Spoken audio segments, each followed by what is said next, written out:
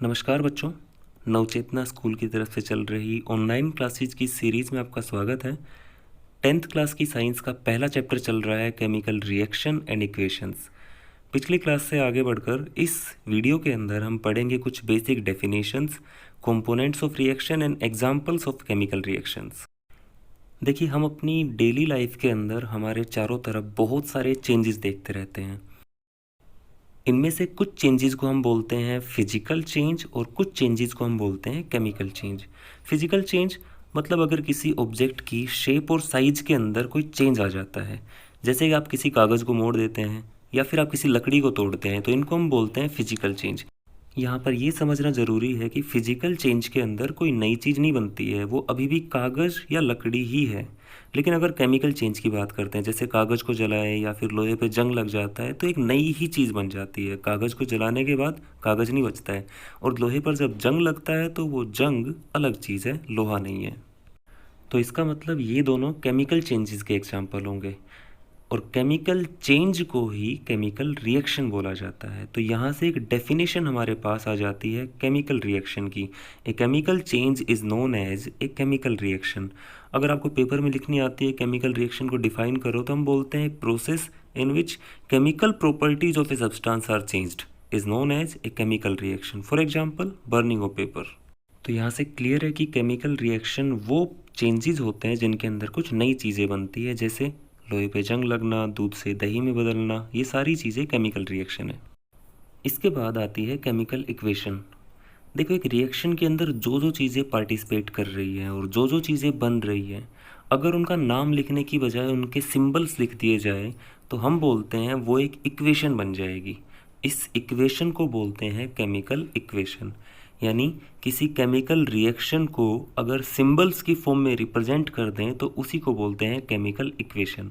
For example, burning of coal. Coal में क्या होता है? कार्बन होता है, उसको जला रहे हैं, मतलब उसकी रिएक्शन हो रही है ऑक्सीजन के साथ, और इससे बन क्या रहा है? CO2। तो हमने लिखा C+O2, इससे बन गया CO2। तो इस तरह केमिकल रिएक्शन और इक्वेशन क्लियर है।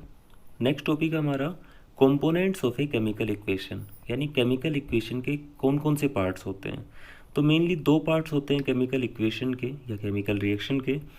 एक पार्ट वो होगा जो स्टार्टिंग में हमारे पास रहता है, जिनको बोला जाता है रिएक्टेंट्स, और दूसरा पार्ट जो नई चीज़ें बनती है केमिकल रिएक्शन के अंदर, यानी कि प्रोडक्ट्स।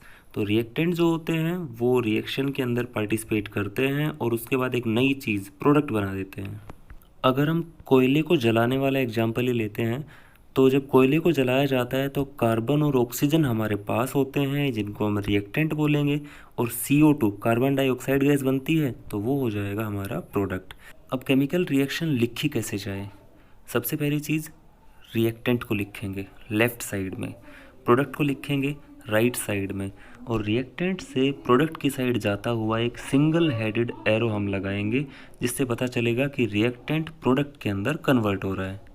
जैसे हम दो एग्जाम्पल लेते हैं। पहला एग्जाम्पल, जब कार्बन को जलाया जाता है तो कार्बन डाइऑक्साइड बनती है। इसकी इक्वेशन लिखते हैं, carbon C, oxygen O2, carbon dioxide CO2।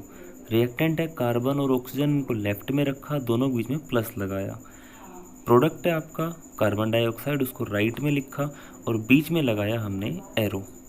ये होगी केमिकल इक्वेशन। दूसरा एग्जांपल लेते हैं कि हाइड्रोजन ऑक्सीजन से मिलकर वाटर बनता है, तो इसकी इक्वेशन हो जाएगी H2 + O2, इससे बन गया H2O। तो जो चीज़ें ध्यान रखने की है वो ध्यान से सुनो। जो रिएक्टेंट होंगे अगर एक से ज़्यादा हो या प्रोडक्ट एक से ज़्यादा हो, तो उनके बीच में प्लस लगाना है हमें।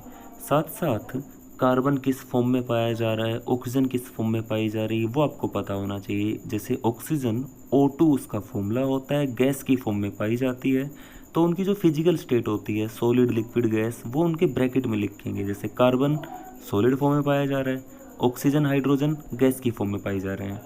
अगर इक्वेशन लिखना आ गया हो तो अब सीखते हैं उसको बैलेंस कैसे किया जाता है। क्या होती है बैलेंस केमिकल इक्वेशन? देखो, केमिकल रिएक्शंस के अंदर law of conservation of mass हमेशा फॉलो होता है। 9th क्लास में हमने पढ़ा था ये लॉ, कि रिएक्टेंट का मास जितना हम लेके चलेंगे प्रोडक्ट उतना ही बनेगा। इसका मतलब ये हुआ कि जितने एटम्स, टोटल एटम्स रिएक्टेंट के अंदर रहेंगे उतने ही टोटल एटम्स प्रोडक्ट्स के अंदर रहेंगे। हर एलिमेंट के number of atoms reactant side में जितने हैं उतने ही प्रोडक्ट साइड में होने चाहिए। इसको बोलते हैं बैलेंस्ड केमिकल इक्वेशन। तो नेक्स्ट टॉपिक हमारा यही रहेगा, केमिकल इक्वेशन को बैलेंस कैसे करें। काफ़ी इंपॉर्टेंट टॉपिक है, इसके ऊपर क्वेश्चन पूछे जाते हैं तो बहुत ध्यान से समझना है। देखो 3 स्टेप के अंदर एक इक्वेशन को हम बैलेंस करेंगे। फर्स्ट स्टेप, एक इक्वेशन लिखनी आनी चाहिए। सबसे पहले लिखो रिएक्टेंट क्या है, एरो लगाओ, फिर प्रोडक्ट लिखो। सेकंड स्टेप, रिएक्टेंट साइड में और प्रोडक्ट साइड में हर एक एलिमेंट के कितने कितने एटम्स हैं वो आपको लिख लेने हैं। और थर्ड स्टेप में जिस साइड कम एटम्स हो वहाँ पर एक सूटेबल नंबर से हम मल्टीप्लाई कर देंगे। जैसे एक साइड में अगर एक एटम है, दूसरी साइड में 2 है, तो हम 1 को 2 से मल्टीप्लाई कर देंगे। एक साइड में अगर 2 एटम है, दूसरी साइड में 6 एटम्स है उसी के, तो हम 3 से मल्टीप्लाई कर देंगे 2 को, ताकि वो भी 6 बन जाए। इक्वल करना है मतलब हमें। जैसे एक एग्जाम्पल ले लेते हैं कि हाइड्रोजन और ऑक्सीजन से मिलकर वाटर बनता है। इस इक्वेशन को हमें बैलेंस करना है। तो सबसे पहले हम लिखेंगे H2 प्लस O2, ये रिएक्टेंट हो गए, और इनसे बन रहा है H2O, वो हमारा क्या हो गया, प्रोडक्ट हो गया। Step 1 complete. स्टेप 2, दोनों साइड में हमें काउंट करना है कि हाइड्रोजन के कितने कितने एटम है, ऑक्सीजन के कितने कितने एटम है। रिएक्टेंट साइड में हाइड्रोजन के 2 एटम है, ऑक्सीजन के भी 2 एटम्स हैं। और प्रोडक्ट साइड में हाइड्रोजन के 2 एटम है, ऑक्सीजन के कितने एटम है, 1 एटम है। ये हो गया स्टेप 2। अब स्टेप 3 में हम क्या चेक करेंगे कि दोनों साइड इक्वल नंबर है या नहीं है एटम्स का। हाइड्रोजन दोनों साइड में इक्वल है, लेकिन ऑक्सीजन रिएक्टेंट साइड में 2 है, ऑक्सीजन साइड में 1 है। तो हम क्या करेंगे, ऑक्सीजन जहाँ पर 1 है, जहाँ कम है, वहाँ पर मल्टीप्लाई करेंगे किसी सूटेबल नंबर से। एक साइड में 1 है, एक साइड में 2 है, तो कम वाले को, 1 वाले को 2 से मल्टीप्लाई कर लेंगे। और 2 से मल्टीप्लाई खाली नीचे नहीं करेंगे, कहाँ करेंगे, ऊपर, जहाँ पर ऑक्सीजन है। ऑक्सीजन कहाँ था, H2O के अंदर, तो H2O को हम 2 से मल्टीप्लाई करेंगे।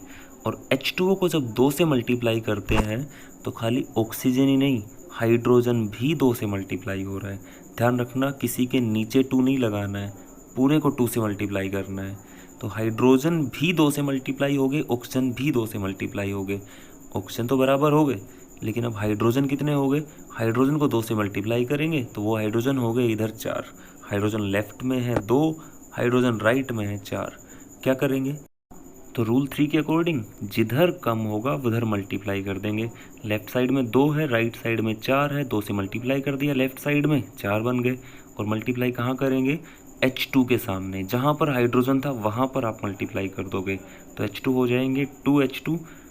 अब दोबारा देख लेते हैं एक बार, दोनों साइड में total number of atoms, hydrogen के हैं 4 ऑक्सीजन के हैं 2 तो इस तरह इक्वेशन जो है वो बैलेंस हो चुकी है। तो फाइनली लिख लेते हैं कि बैलेंस्ड केमिकल इक्वेशन क्या बनी हमारी। बैलेंस्ड केमिकल इक्वेशन है 2H2 प्लस O2, इससे बन गया 2H2O। देखो फाइनल इक्वेशन जो बनेगी उसके अंदर अगर किसी फॉर्मूले के सामने 2 लगा हुआ है, अगर आपने 2 लगाया किसी के सामने, तो वो 2 उस फॉर्मूले के अंदर हर एक एलिमेंट से मल्टीप्लाई हो रहा है। अगर पहले से कोई नंबर नीचे लिखा हुआ है तो उससे भी मल्टीप्लाई हो गया। तो हाइड्रोजन कितने हैं लास्ट में, 2H2O में, 2 2 जा 4 हाइड्रोजन से यहाँ पर। ऑक्सीजन कितने हैं, देखो ऑक्सीजन नीचे कुछ नहीं लिखा हुआ है, इसका मतलब 1 ऑक्सीजन है, और बाहर 2 लगा हुआ है, मतलब 1 को 2 से मल्टीप्लाई करके 2 ऑक्सीजन हमारे पास है। तो इस तरह इक्वेशन बैलेंस करनी आपको आनी चाहिए।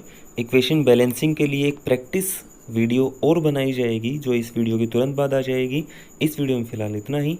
थैंक यू सो मच, मिलते हैं अगली वीडियो में।